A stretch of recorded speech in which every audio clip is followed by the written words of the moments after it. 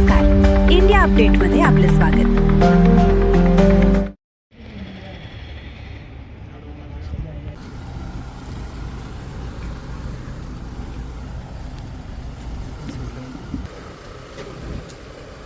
शिवाजी महाराज की जय. मंगलमूर्ती मोरया.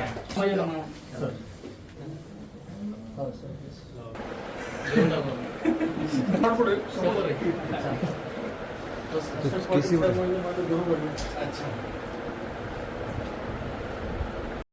काय सांगाल, आपल्या कार्यालयाचं उद्घाटन झालेलं आहे, कोणाच्या हस्ते उद्घाटन झालं आणि काय मी सी श्याम सुरोने. आज माझ्या ऑफिसचं उद्घाटन झालेलं आहे. माननीय श्री संजय सिरसाट साहेब, पालकमंत्री छत्रपती संभाजीनगर यांच्या हस्ते उद्घाटन झालेलं आहे. आज अजून आपल्या आहे एक कशा संदर्भामध्ये कार्यालय आणि काय काय काम होतील आपल्या कार्यालयातून? माझं जे कार्यालय आहे ते चार्टर्ड अकाउंटन्सी सनदी लेखपाल यांचं कार्यालय आहे. त्याच्यात आपली जे स्टॅच्युटरी ऑडिट्स आहेत, टॅक्स ऑडिट्स आहेत, इन्कम टॅक्सच्या जे फायलिंग्स आहेत किंवा लिटिगेशन्स आहेत, GST रिलेटेड जे मॅटर्स आहेत यांच्यावर काम होतं. मी माझा CA जे आहेत मी ते मे 2024 पासआउट केलेलं आहे. आपल्या फॅमिलीमध्ये पण कोणी सीए आहे का? नाही, मी एकटाच CA माझ्या पूर्ण फॅमिलीमध्ये. अच्छा, नवीन नियम वगैरे काय आलेले सीएच्या लाईन मध्ये, तुमच्या लाईन मध्ये सध्या? नवीन नियम जर सांगायचं झालं तर आता जो नवीन फायनान्स नवीन जो ऍक्ट आला, इन्कम टॅक्स ऍक्ट 2025 म्हणून आलेला आहे. त्याच्यामुळे जे जुने जे रूल्स आहेत ते सगळे बदलून जे नवीन रूल्स आलेले आहेत ह्या नवीन वर्षापासून ते सुरू झालेले आहेत. त्यामुळे कामही वाढलेलं आहे. आता नवीन दुकानदार असो, प्रत्येकाला CA संदर्भात यावंच लागतं. त्याच्यात तुम्ही काय सांगणार ग्राहकांना की बाबा CA कसं?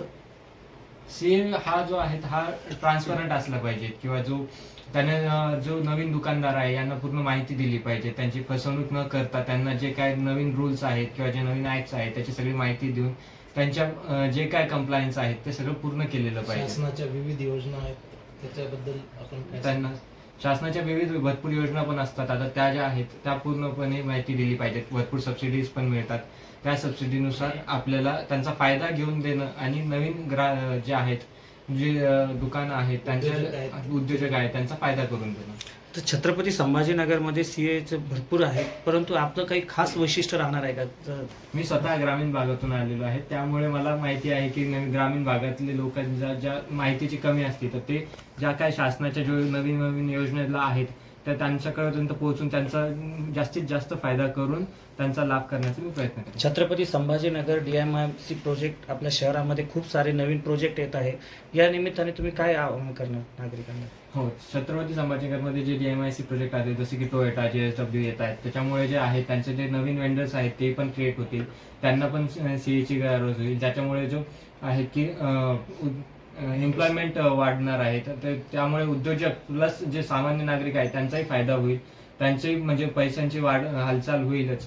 तर त्यामुळे जी नवीन DMIC आहे ते सगळ्यांनाच लाभ होणार आहेत. आर्थिक भरभराटी बिझनेस म्हणून करणार आहे का लोकांना सुविधा म्हणून करणार आहे? लोकांना सुविधा म्हणूनच करणार आहे, कारण की आपण ही आज बिझनेस म्हणून जर केलं तर ते लॉंग टर्म मध्ये कधीच बेनिफिशियल नाही होणार.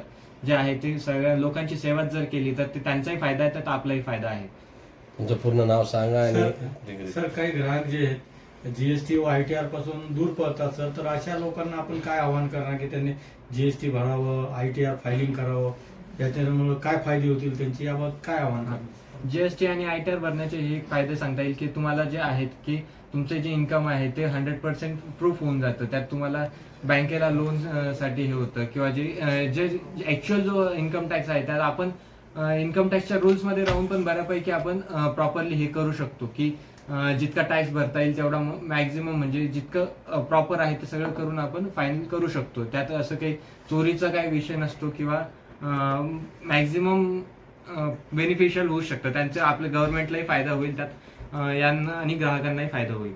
अनेक छोटे मोठे उद्योजक जे ITR फायलिंग करत नाहीत सर, तर त्यांनी कमीत कमी जे ते ITR फाईल करायला हवं याबद्दल काय म्हणणार सर? ITR फाईल हा एक तसं सर्वांनीच ITR भरलं पाहिजे. जसं की प्रत्येक वेळेस असं नसतं की ITR भरणं म्हणजे टॅक्स भरणं. आता जे शासनाने आणलेलं आहे की 12 लाखापर्यंत नो टॅक्स, तर त्याचा बेनिफिट घेता येईल. जे छोटे आहेत उद्योजक किंवा त्यांनाही त्याचा ITR भरून फायदा होतो. त्याच्यामुळे आपल्याला जे लोन प्रोसेसिंग आहे किंवा आपली जी इन्कम आहे ती न लपवता आपल्याला दाखवता येते. आपलं पूर्ण शुभ नाव सांगा. माझं नाव CA श्याम सुदाम सुनुने. आपल्या कार्यालयाचा पत्ता. माझं कार्यालयाचा पत्ता office number 131 golden city centre beside Prozone mall. Phone number 9850406785. कार्यालयाचं उद्घाटन झालं, तुमच्या वतीने त्यांना काय शुभेच्छा देणार?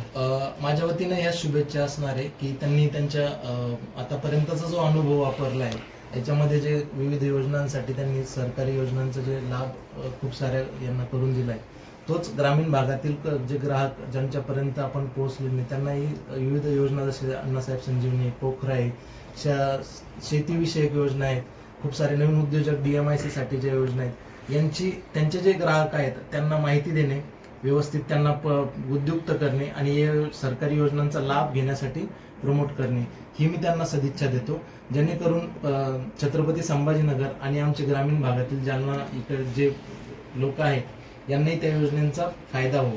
जसं माननीय समाज कल्याण मंत्री आदरणीय संजयजी शिरसाट साहेब आता भेट देण्यासाठी आले होते, त्यांनी सांगितलं की आपल्या ज्या ग्रामीण भागातील विद्यार्थ्यांनाही यातील माहिती द्यावी, विविध जे DPDC अंतर्गत उद्युक्त योजना येतात त्यांची माहिती हे व्हावी, यासाठी साहेबांनी देखील सदिच्छा दिल्या आहेत आणि माझ्यातर्फे देखील त्यांना मी हार्दिक शुभेच्छा देतो पुढील वाटचालीसाठी.